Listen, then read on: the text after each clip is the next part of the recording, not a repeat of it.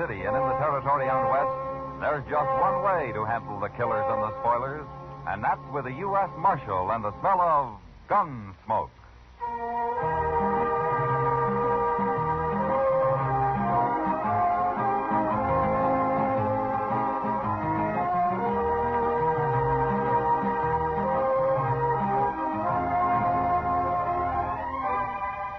Gunsmoke, starring William Conrad. The transcribed story of the violence that moved west with young America. The story of a man who moved with it. Matt Dillon, United States Marshal.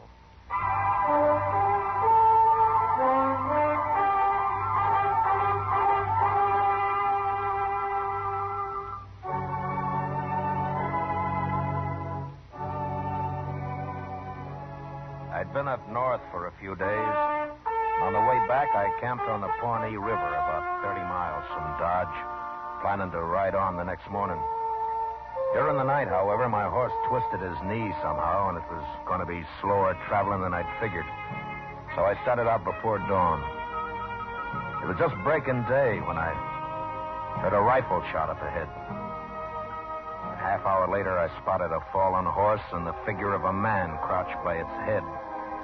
As I came closer, however, the figure stood up, and I saw it wasn't a man at all, but a small boy. He held a rifle in his hand. That's far enough, mister. I'm a friend, son. Put down your rifle. Hey, you sound like... Yeah, it's Marshal Dillon. That's right. Who are you? Oh, gee, I'm glad to see you, Marshal. Now, you look familiar. We must have met somewhere. I'm Yorkie Kelly. Oh, sure, I remember now. That camp on the Arkansas. That's right. Oh, what happened to your horse, Yorkie? Busted his leg. I shot him just a little while ago. And I've been crying, Marshal. That's why I couldn't see you good. I don't know. Every man loses his horse once in a while, Yorkie. It ain't the horse so much, Marshal. It's my pa. Your pa? Oh, where's he? They rode off with him, Marshal. Right that way. You gotta go after him. Please, Marshal, please. Something will happen if you don't. Now, wait a minute, Yorkie. Take it easy. Just tell me what happened. Who rode off with your pa? I don't know, Marshal. It was dark. I couldn't tell. Well, let's sit down here. Come on. Okay. Now, take your time and tell me the whole story, huh? I was out hunting last night, Marshal. I sneaked off to shoot some coyotes. Yeah? And then I heard a lot of horses coming. So I hid and watched them. Those were our horses, Marshal. And 2 men were driving them. They stole them. I know they did. Well, what about your pa? He was with them. They stole him, too. Well, how do you know? It was dark, but I could tell. The way he was riding. He had his feet tied under his horse's belly. That's why. Go on. So I followed him till my horse went down. He busted his leg in a prairie dog hole. So I unsaddled him and then I shot him. Where do you live, Yorkie? Over there. About 5 miles. All right. My horse is lame, but I'll get you home on him. Go get your saddle. Well, what about my pa? Ain't you going to go after him? I'll find him, but I gotta have a fresh horse. All right, hand me your saddle. Now get up behind me. That's it. You think there are any horses left at your ranch, Yorkie? We only had 6, and they were driving 5. Pa was on the other one. Yeah, we're in a spot, then. My horse will never make Dodge. He's getting worse every step. I got a little Indian pony out in the pasture. Oh, but he's not big enough for you. Then you'll have to do it, Yorkie. When we get there, you'll catch your pony and you'll ride into Dodge. What'll I do there, Marshal? Go to the jail and tell Chester I sent you. You can leave your pony there and ride back with him. Tell him to bring some extra horses. We'll need them. We'll be just like a posse, won't we? Sure. And don't worry about your paw. We'll find him. We got to. You tell Hattie where I've gone, will you, Marshal? Hattie? Hattie ain't my real ma. My real ma, she's dead. Oh, I'm sorry to hear that. Hattie's awful pretty, but I don't like her much. Well, I hope you don't tell her that, Yorkie. She ain't as old as Pa, but she's awful old. Oh? She must be 30 anyway. I see. Well, how old's your pa? 65, but he's tough. You know, Marshal, I don't think Hattie's any good for a ranch. Why is that? Oh, I don't know. I just don't think she is. You'll see. Yeah. I'll ride real hard for Dodge, Marshal. We'll be tracking my pa before you know it. Sure we will, Yorkie.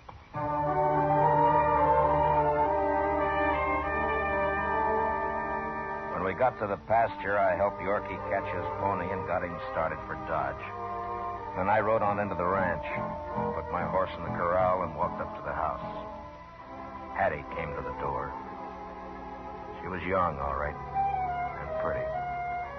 But she looked more like she belonged in a dance hall than on a ranch. What do you want? My name's Matt Dillon, ma'am. I'm from Dodge, U.S. Marshal. Marshal Dillon. I heard about Mr. Kelly from Yorkie. I ran into him out on the prairie. Where is Yorkie? Oh, he's gone to Dodge for some fresh horses, ma'am. He'll be back by evening, and we'll get started. Get started? Now, don't you worry any. We'll find him all right. What did Yorkie tell you, Marshal? Well, last night he saw the men who stole your horses and took Mr. Kelly. Where'd he see him? He was out hunting, he told me, and he saw him ride by. So that's where he was. Darn little scoundrel. He's always running off like that. I don't understand, ma'am. Well, that boy's got the wildest imagination. What do you mean? There's no trouble, Marshal. Kelly went along with those men just to show him the trail, that's all. He sold him those horses. Oh? Why, sure. Crazy Yorkie, always stirring things up. I'm going to hide him good when he gets home. Yeah. Then you expect Mr. Kelly back soon, is that right? Sure. He'll be back. When, did he say? Today, I suppose. Who were the men he rode off with? Well, I don't know their names. That's Kelly's business. I don't interfere. Come on inside, Marshal. Got a pot of coffee on the stove. I expect you could use some.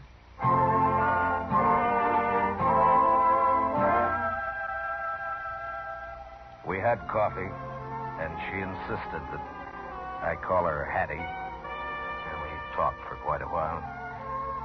It seemed she'd worked in a dance hall, all right, over in Abilene. Then old Kelly came along a few months ago and offered her a home and respectability. She jumped at it. According to her, Yorkie was the biggest problem she had, aside from the fact that living on the prairie wasn't exactly her idea of a good time. Oh, I'm sick of it, Marshal. Nothing but work and wind and dust and that awful kid. Are you planning to stick it out? Oh, sure, I'll stick it out. Sure I will. You'll get used to it in time. Tell me, Marshal, how's Dodge these days? Pretty lively? Well, it was when I left. You know, I was planning to move to Dodge once, before Kelly came along. I kind of wish I had. Oh. Now. One town's pretty much like another, Hattie. Yeah. But the men are different. Maybe. I'd have got along real fine in Dodge. Wouldn't I, Marshal? Sure. Why not? More coffee? No, thanks. It'll be night before anybody gets back here, Marshal. Yeah, I suppose it will. You sure you don't want any more coffee? No, thank you. I think I'll go see what I can do for my horse. He's pretty lame. I'll see you later. I'll be here, Marshal.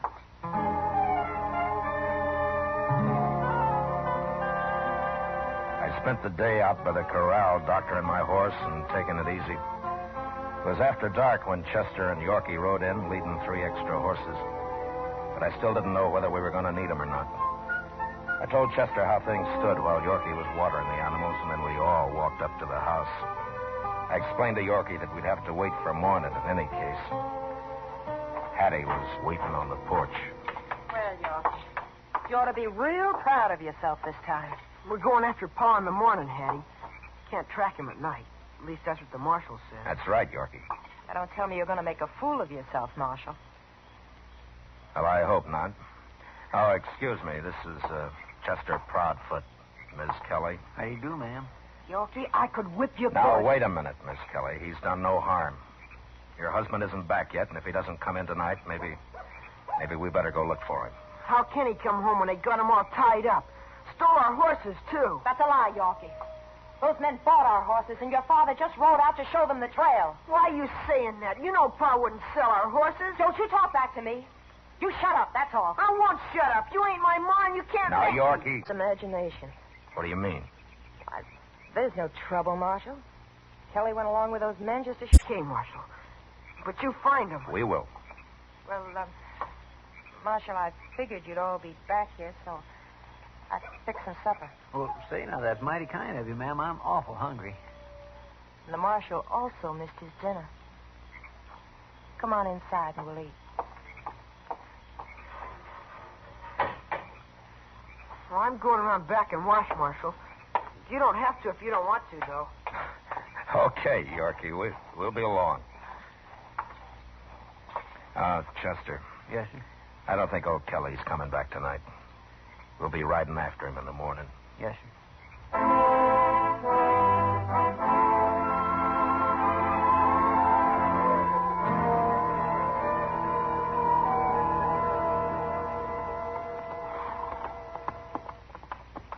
It sure is a lot cooler now the sun's down. I don't know when I rode so much in 2 days. Dodge yesterday and clear out here today. I must have covered 1,000 miles. Well, maybe you'll learn to ride. You keep this up, Yorkie. Oh, now, Marshal Dillon. Now, wait a minute. Huh? the What's the matter? matter? Now, here they are. The tracks go off this way. Yeah, they got a whole day's start on us. We can't follow them at night. We'll find them. We got Hey, look up ahead there. Where? What's a man? And he's afoot. Yeah, come on.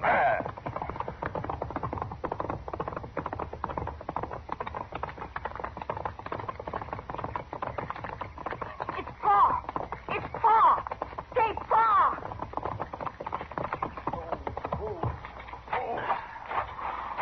Pa! Pa, you all right? We found you. Me and the Marshal and Chester. We found you. Oh, Yorkie. Boy. Get him some water, Chester. He's about played out. Yes, sir. Sit down, Mr. Kelly. Chester's getting you some water. Here it is. Thank you.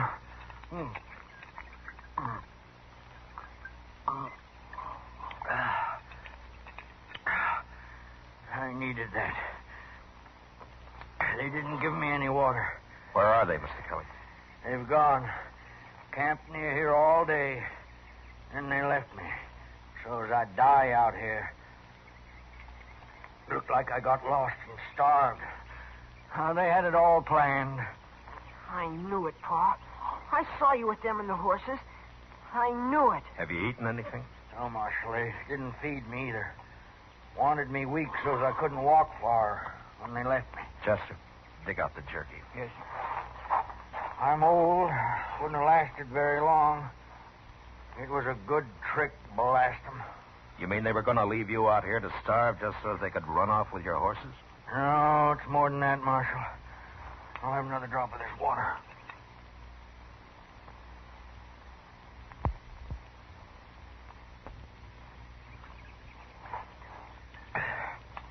One of them, fella called Webb Cutter. He's going to run off with my wife, Hattie. As soon as they sell the ranch, he is. Hattie'd own the ranch with me dead. Oh. I never did like her nohow. Here, Mr. Kelly, chew on some of this. Oh. And I got some hard biscuits, too, if you want to soak them in the water. Thanks. I'll be all right once I get something in me. Pa's old, but he's awful tough. Ain't you, Pa? Yeah. You're an awful fool, too, Yorkie. Oh, that's all right, Pa. We're better off alone, you and me, anyway. Who was the other man, Mr. Kelly? Rourke, he called himself. Friend of Cutter's. He's going to get his share of the money off the sale of the ranch. Did you know these men before? No. Hattie knew him back in Abilene. So they said. They had it all figured out before we got married. Oh, Marshal, there's nothing worse than an old fool. Well, you aren't the first man to be fooled by a pretty woman, Mr. Kelly. I was lonely, that's all. And I thought Yorkie ought to have a mother. Sure picked a good one. Just you and me, Pa. We don't need no woman around. Well, there ain't going to be one long. That's sure. Look, Mr. Kelly, what did they do with your horses? They going to drive them back to the ranch? That's what they said. Only thing that bothered them was Yorkie here. They weren't sure he was asleep. But Hattie said she'd take care of him. I sure fooled them, didn't I, Marshal? Yeah, you sure did, Yorkie. But if they're headed back to the ranch, Hattie will tell them we're on their trail and they'll all run off. I got to stop them. They got a couple of hours start on us, Mr. Dillon. Yeah, I know, but those horses they're driving will slow them a little. Chester, you stay here. You can ride in tomorrow when Mr. Kelly gets his strength back. I'm going to take the horse Yorkie was riding on a fresh one. I'll go with you, Marshal. I'll fight him. No, Yorkie. You've done your part. You stay here with your paw. Yeah, I'm the one that ought to go, Marshal, but I just ain't up with that kind of ride. That's all right, Mr. Kelly. You take it easy and come on back when you can. I'll see you at the ranch. Mr. Dillon, you wouldn't have an extra horse, Chester, and you'd need it. Yes, sir, that's true. Well, good luck. Thanks.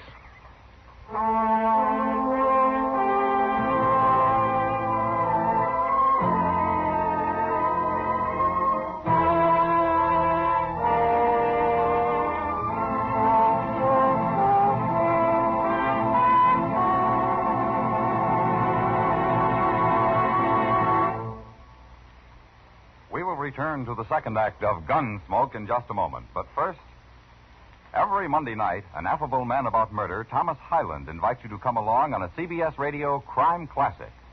Dramatizing all the known facts about actual killings of bygone days, crime connoisseur Hyland recreates atmosphere as well as details in his crime classics. Remember, Monday nights on most of these same stations, CBS Radio presents crime classics for an unseasonal chill in the atmosphere. Now the second act of Gunsmoke.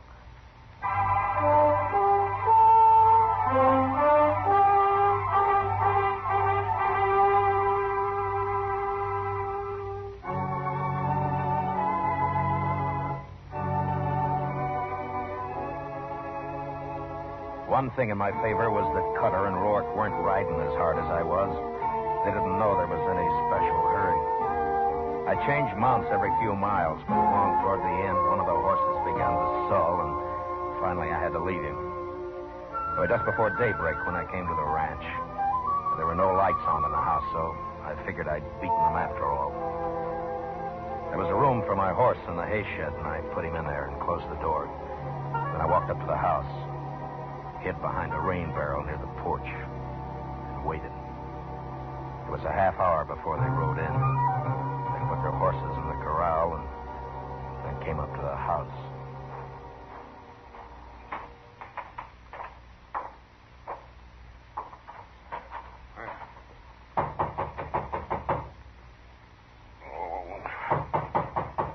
Take it easy, Cutter. She's awake. She's lighting a lamp back there. What's she need a lamp for? It'll be daylight in a minute. She's your woman. Why don't you ask her? She's my woman, and you remember it, Rourke. I seen you looking at her the other night. One woman's just like another to me. They're all the same. They're all poison. For you, Hattie's poison, all right. I'm telling you, Rourke. But she's pretty. That's more than I can say for most. You forget she's pretty. Okay. There's something else about her I like. What do you... Well, I've been thinking when she sells this ranch, she gets a third, you get a third, I get a third. That's right. But whoever gets Hattie sort of gets 2/3, don't he? You try that, Rourke, and I'll kill you. I'm just joshing you. You really going to marry her, Cutter? I told her I was, didn't I? I didn't ask you what you told her. Shut up. Here she comes. Hello, Webb. Rock. What are you all locked up for? Old man Kelly ain't gonna come sneaking home. Come on inside. Hurry up. What's We haven't the got much matter? time. What's the matter with you, Hattie? You're all upset. You'll be all upset, too, when you hear what I'm going to say.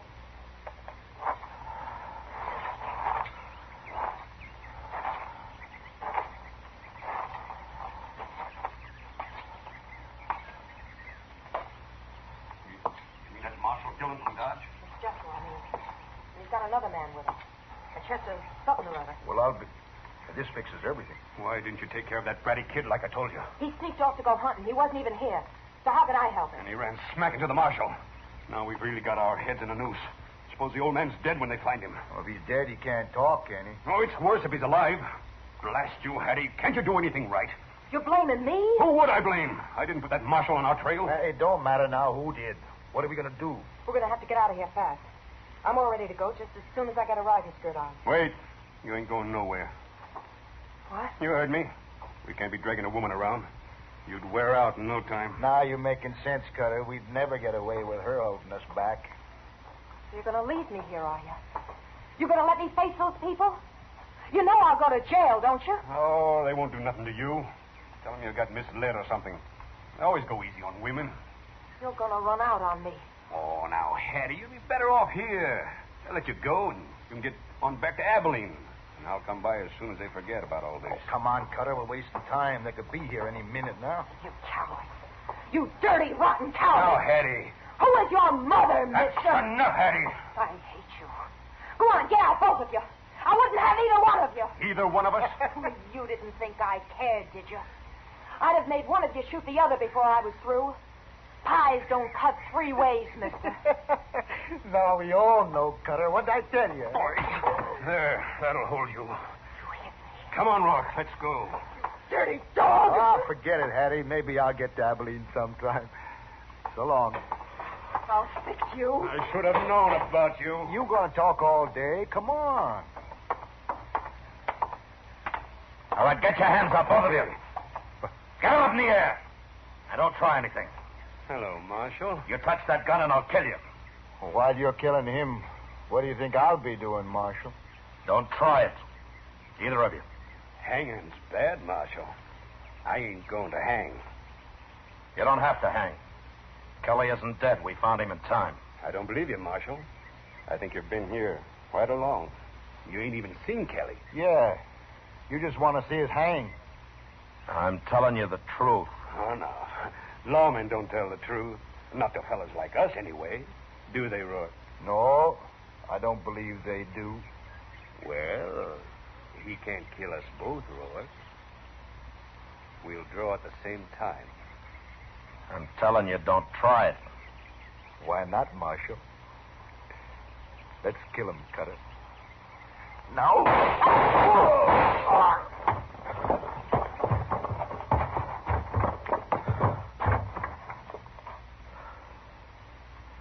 We killed him. We killed them both.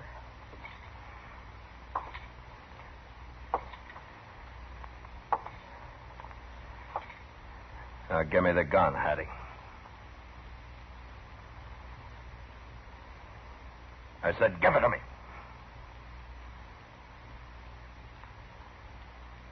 Take it. You shot Cutter, Hattie. Why did you do it? I don't know, Marshal. Did you do it to help me? Or because he was running out on you? He's dead. What difference does it make? It could be murder, Hattie.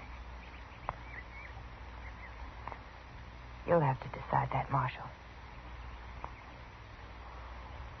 Yeah.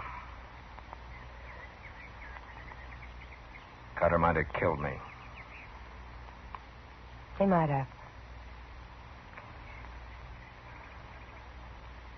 Well? Go back in the house. You can wait in there. Now they're both dead. Do you care? No. No, I don't care. What's going to happen to me, Marshal? I don't know. I think I'll let Mr. Kelly decide that. Where is he? He'll be here tonight, probably. He's with Yorkie and Chester. Marshal, will I go to jail? I don't know, Hattie. Depends on Kelly. He's a nice old man.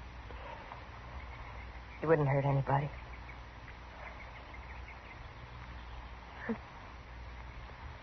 I'm sorry I got into all this.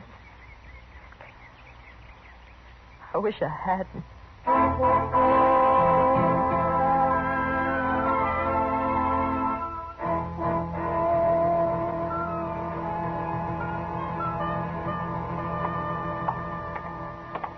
Marshal Dillon? Yeah? I just had a long talk with Hattie, Marshal. Well? She tried to kill me, you know. She had a hand in it. She'll go to jail for it if you prosecute her. I know. But, Marshal, I can't send anyone to jail. Not a woman.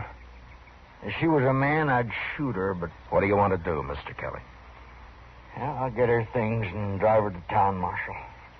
I'll give her some money. And then Yorkie and I'll come back here. Yorkie will just have to grow up without a mother. And about me, it don't matter none. All right, Mr. Kelly. I guess I wouldn't want to see her in jail either. We need women out here. Good or bad. We need them.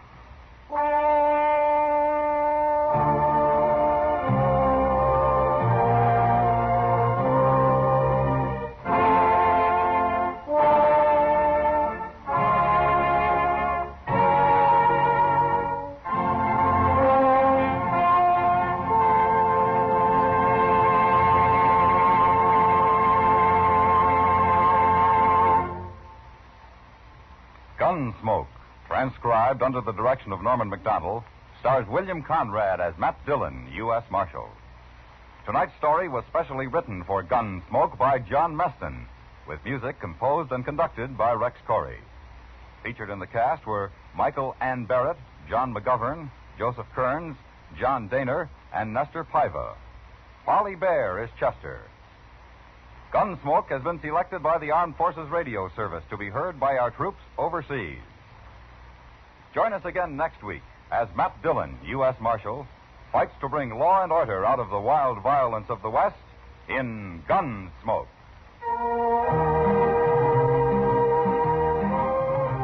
This Monday night, Herbert Marshall has the leading role in a story adapted from Daphne du Maurier's collection called Kiss Me Again, Stranger. It's the eerie story of the Birds, describing strange happenings on an otherwise quiet English countryside. Hear it this Monday night on most of these same stations when CBS Radio presents the Summer Theater. Yes, this Monday night, starring Herbert Marshall. And remember, there's action as a policeman really finds it in 21st Precinct, Tuesdays on the CBS Radio Network.